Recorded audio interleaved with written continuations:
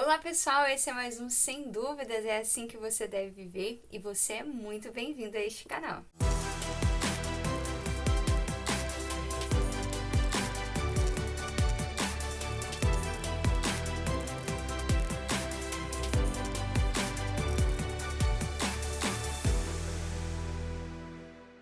Olá pessoal, como vocês estão? Espero que estejam muito bem.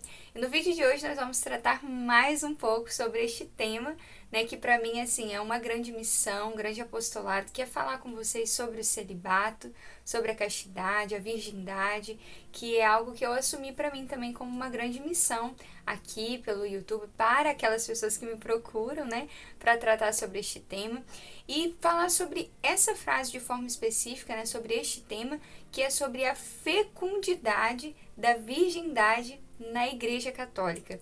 Olha que lindo, né? Pode até parecer um pouco contraditório como ser fecunda sendo virgem, mas gente, como a virgindade foi fecunda, é fecunda e sempre será fecunda no seio da Igreja Católica. É belo isso.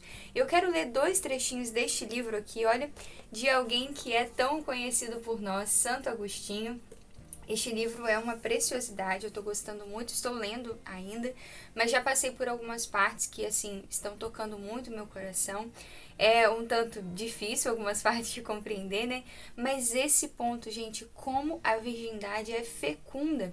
E isso explica muito uma crítica, né? Que é muito ferrenha, isso já, assim, põe você no seu lugar se você é essa pessoa que critica, né? Ou se você ouve algumas pessoas que criticam este ponto, gente. Ah, por que padre não pode casar? Por que você, tão bonito, tão jovem, por que você quer ser celibatário? Porque é fecundo dentro da igreja. Primeiro, é um chamado, é uma eleição de Deus, não é, gente? E eu sou chamado a ser mãe. Você que é homem é celibatário, você que é homem é chamado a ser padre. Este chamado é específico, é uma graça. A gente consegue isso por graça de Deus, porque a gente quer dar tudo para Deus. E isso é fecundo.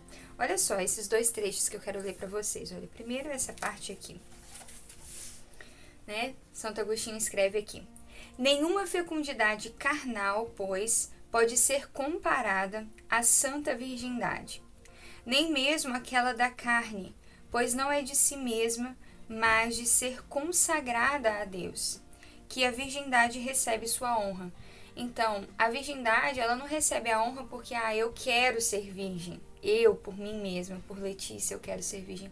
Mas a virgindade, ela recebe sua honra porque ela é consagrada a Deus. Então, eu consagro a minha vida inteira a Deus, eu consagro a minha virgindade a Deus. E isso é o que dá a ela a honra.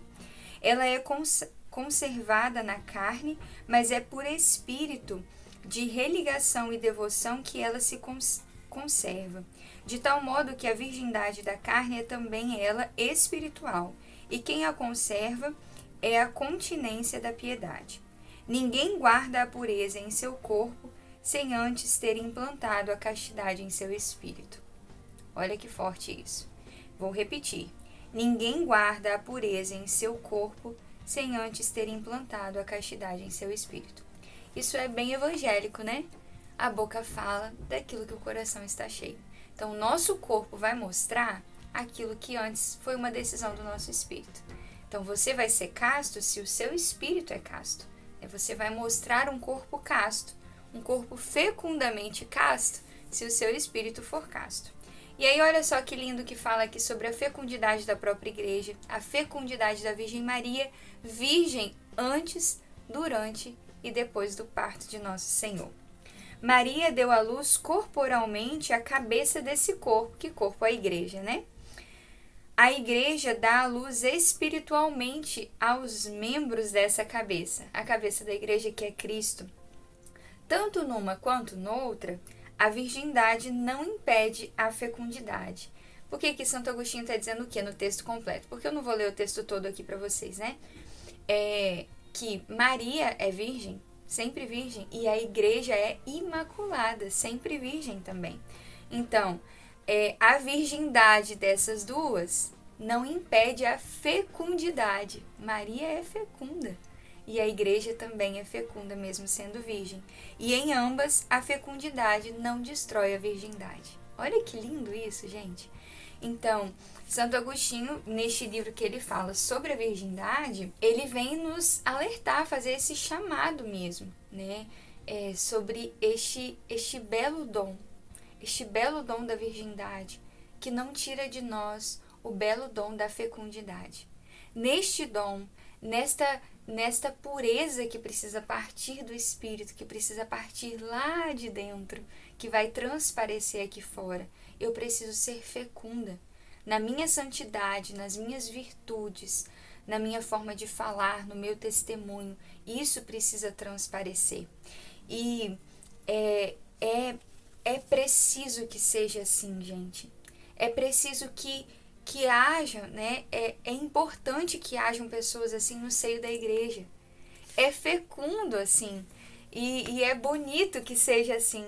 Isso traz vida para a igreja, isso traz vida para você que é casado, isso traz vida para você que é família, isso traz vida para você que é jovem e está buscando a sua vocação. Os celibatários, né? Aqueles que guardam a castidade, aqueles que guardam a sua virgindade na igreja.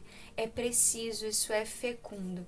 E aí eu quero trazer para vocês também, para enriquecer a nossa formação de hoje, estou aqui também com o Código de Direito Canônico da nossa igreja, onde fala sobre o sacramento da ordem, que fala aqui o cânon 277, que fala sobre os clérigos, né? E aí diz aqui, o cânon 277. Os clérigos são obrigados a observar a continência perfeita e perpétua por causa do reino dos céus. Por isso são obrigados ao celibato, que é um dom especial de Deus, pelo qual os ministros sagrados podem mais facilmente unir-se a Cristo de coração indiviso e dedicar-se mais livremente ao serviço de Deus e aos homens. Então veja bem, gente, estes que são ali no altar para nós, persona Christi, né, a própria pessoa de Cristo. Estes que são no serviço da ordem, né, do sacramento da ordem, a própria pessoa do Cristo, eles precisam estar inteiros em Cristo. Então é preciso que eles vivam também o celibato. E este celibato, né, sacerdotal, ele é ali no sacramento da ordem, mas o celibato também é vivido, né? Igual muitas pessoas me procuram.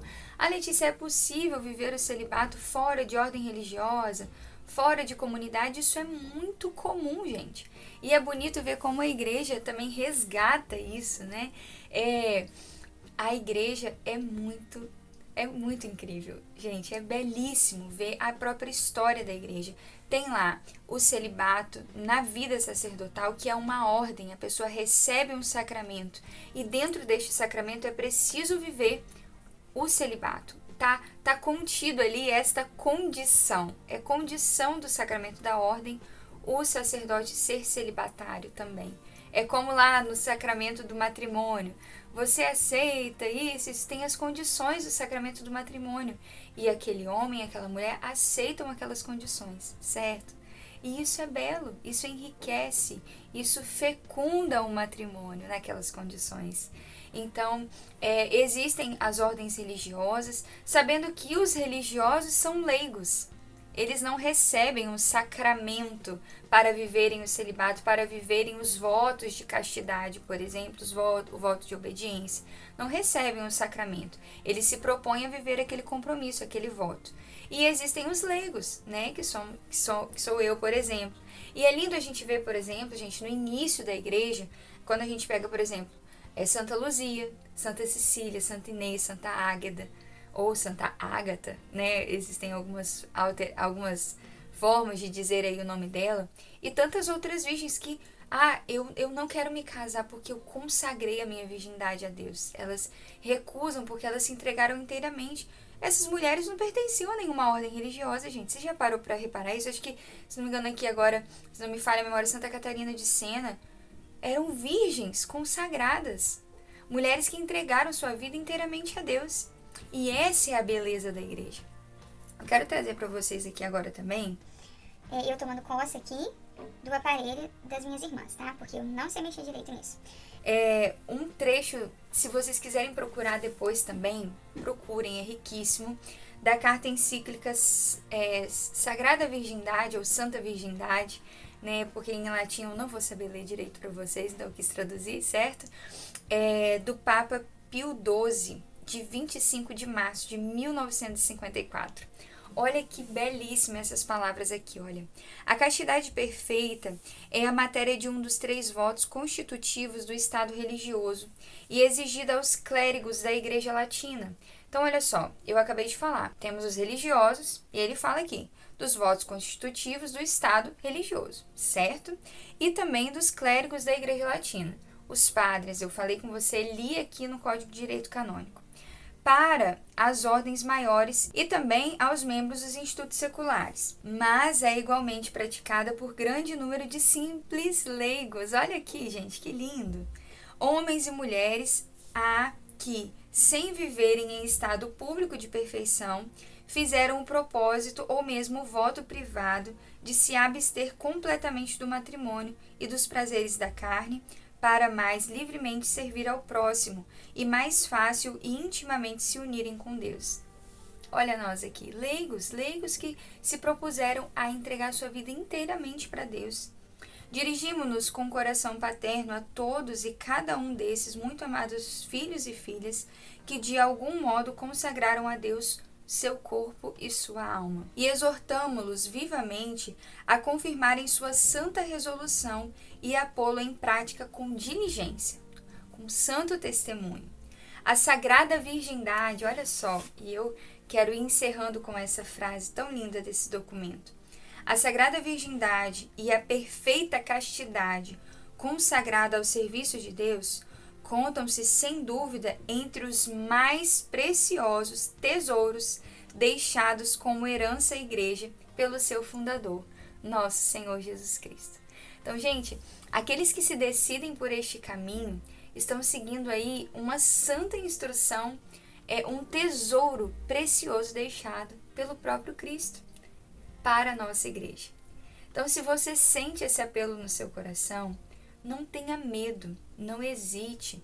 E você está aí testemunhando indo contra a grande maré que se levanta, né? Neste mundo que está tão assim, tão só carne, tão sexualizado. Então seja esse testemunho aderindo a este plano de amor de Deus para nós, vivendo a virgindade, sendo casto, né? Você não está doido, você não está doida. É possível. Tantos santos viveram, né, na nossa igreja. E é belo, é possível. Quem te dá essa graça é o próprio Deus. E você vai ver que isso te completa, né? Como eu sou feliz vivendo isso, quantas outras pessoas são felizes vivendo dessa forma, né? Viver aqui a antecipação daquilo que todos nós viveremos no céu. Deus abençoe muito você. Tem tantas outras coisas, né? Eu vou falando, vou lembrando de outras coisas, dá uma vontade de falar tantas outras coisas aqui com vocês. Mas vamos deixando o assunto para outros vídeos, que senão fica muito extenso. Na verdade, já ficou um tanto extenso. Mas numa próxima oportunidade a gente partilha um pouco mais. Deus te abençoe muito. Um beijo grande no seu coração e até a próxima.